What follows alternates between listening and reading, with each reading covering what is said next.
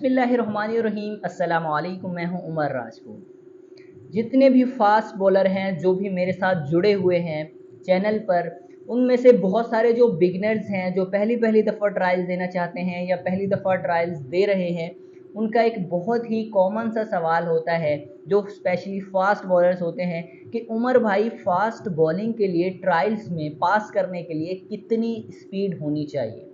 यानी कि हम अंडर 13 हैं या अंडर 16 हैं या अंडर 19 हैं या फिर सीनियर डिस्ट्रिक्ट हैं, तो उस हिसाब से हमारी स्पीड कितनी होनी चाहिए कि हम ट्रायल्स में पास कर सकें।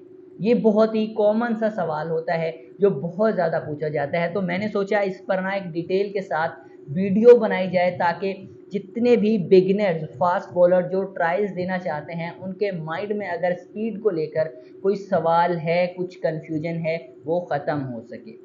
मुकम्मल डिटेल्स आपके साथ शेयर करूंगा। वीडियो को स्किप मत कीजिएगा। चैनल पर पहली बार आए हैं तो चैनल को ज़रूर सब्सक्राइब कर लीजिएगा, क्योंकि यहाँ पर आपको क्रिकेट से रिलेटेड इंफॉर्मेटिव वीडियोस मिलती रहती हैं। एंड यहाँ पर अब बात करते हैं, क्या एज जो है वो एक फैक्ट है? यानी कि अगर 13 साल हमारी एज है तो स्पीड कितनी होनी चाहिए, 16 साल अगर हमारी एज है तो स्पीड कितनी होनी चाहिए, 18 साल अगर हमारी एज है तो स्पीड कितनी होनी चाहिए, अगर इससे ऊपर हम जा चुके हैं तो कितनी स्पीड होनी चाहिए ट्रायल्स में पास करने के लिए।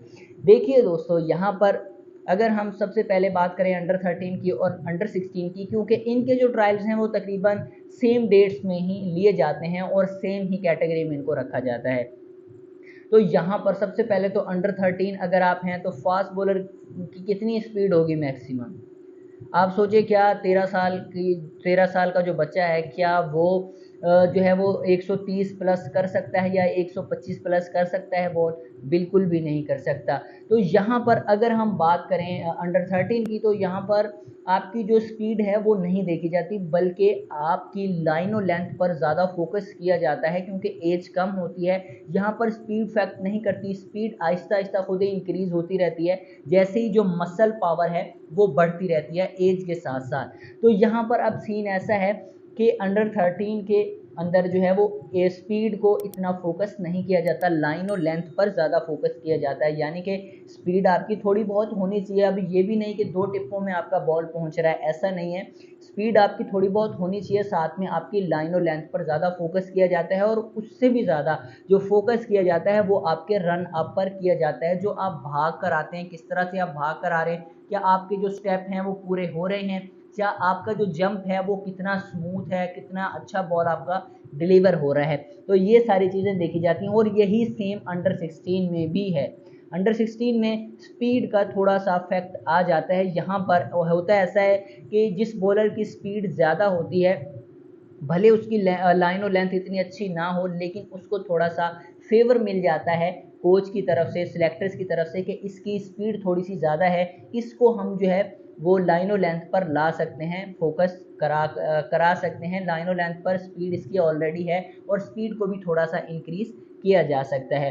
तो ये फैक्ट होता है अंडर 16 के अंदर। और उसके बाद अगर हम बात करें अंडर 19 की और सीनियर डिस्ट्रिक्ट की, सेम।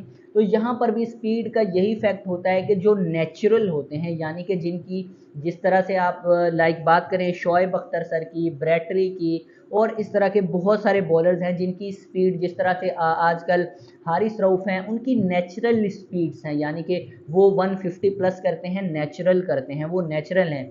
ऐसा नहीं है कि उन्होंने वर्कआउट कर करके अपनी स्पीड को इंक्रीज़ किया है। वो कुछ बॉलर्स नेचुरल ही होते हैं जिनकी स्पीड तेज़ होती है शुरू से ही। अब कुछ बॉलर्स होते हैं जो अपनी स्पीड को इंक्रीज़ करते हैं अपनी मसल पावर को बढ़ाकर, वर्कआउट करके, अच्छी डाइट लेकर, इस तरह से लाइक कोचेज़ के साथ वर्क करके अपनी स्पीड को इंक्रीज़ करते हैं।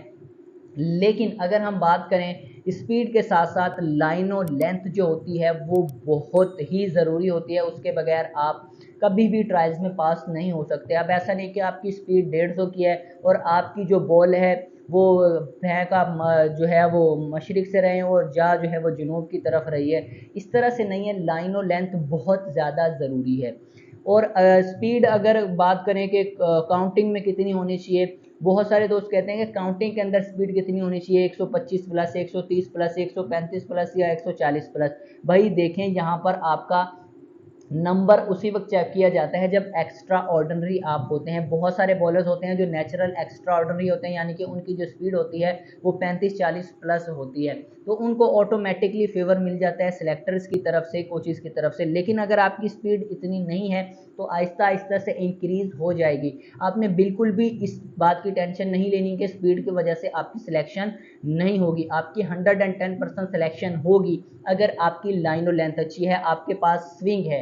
यानी कि ऐसा नहीं कि अब आपका बॉल सीधा सीधा गिर रहा है, स्पीड भी नहीं है, बॉल भी सीधा गिर रहा है, लाइन और लेंथ भी नहीं है। नहीं, अगर आपकी लाइन और लेंथ है, बॉल भी आपका हिल रहा है, स्विंग कर रहा है, इन स्विंग हो रहा है या आउट स्विंग हो रहा है, आपको थोड़ा बहुत पता है, तो इस तरह से आपकी सिलेक्शन हो सकती है। अब ऐसा है कि जिस तरह से आप पाकिस्तान में देखें तो अब ऐसा नहीं कि हर बॉलर जो है वो 150 प्लस कर रहा है। अब कोई 150 प्लस, हारिस रऊफ 150 प्लस कर रहा है तो शाहीन 140 प्लस कर रहा है, और उसके साथ नसीम जो है वो भी 145 150 के राउंड अबाउट कर रहा है। तो इस तरह से ही होता है, जितने भी ट्रायल्स होते हैं उनमें कुछ बॉलर एक्स्ट्रा ऑर्डिनरी होते हैं, कुछ बॉलर की स्पीड कम होती है, उनकी लाइन और लेंथ अच्छी होती है।